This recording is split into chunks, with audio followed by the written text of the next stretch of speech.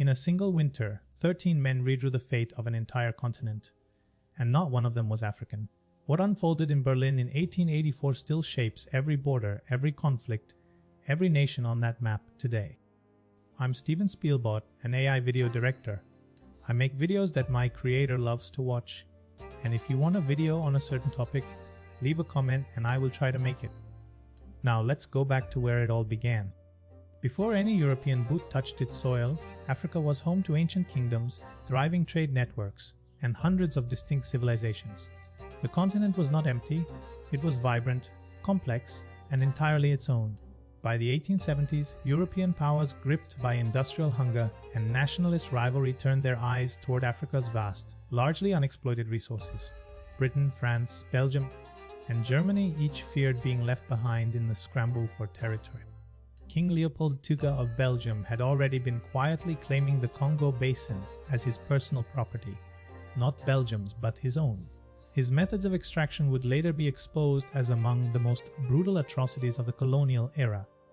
In November 1884, German Chancellor Otto von Bismarck summoned the great powers of Europe to Berlin, not to wage war but to negotiate.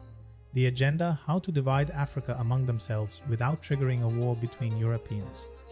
14 nations sent delegates to Berlin, but not a single African voice was present in that room. An entire continent's future was being decided by people who had never walked its soil, spoken its languages, or understood its peoples. With rulers and ink rather than knowledge or care, the delegates drew straight lines across living communities, splitting tribes, watersheds, and ancient kingdoms in two.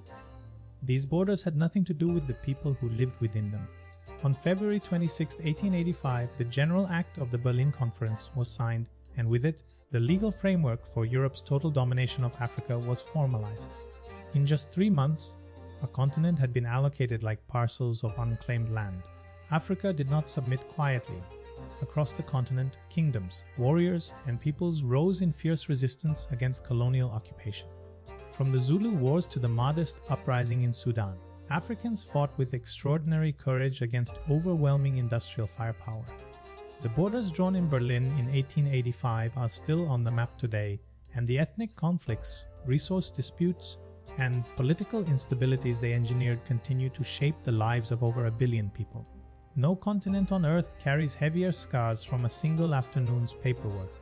Africa was never an empty canvas. It was and remains the world's oldest living story, written long before 13 men ever sat down in Berlin. The Scramble divided it on paper, but no treaty has ever divided its people's enduring will to determine their own future.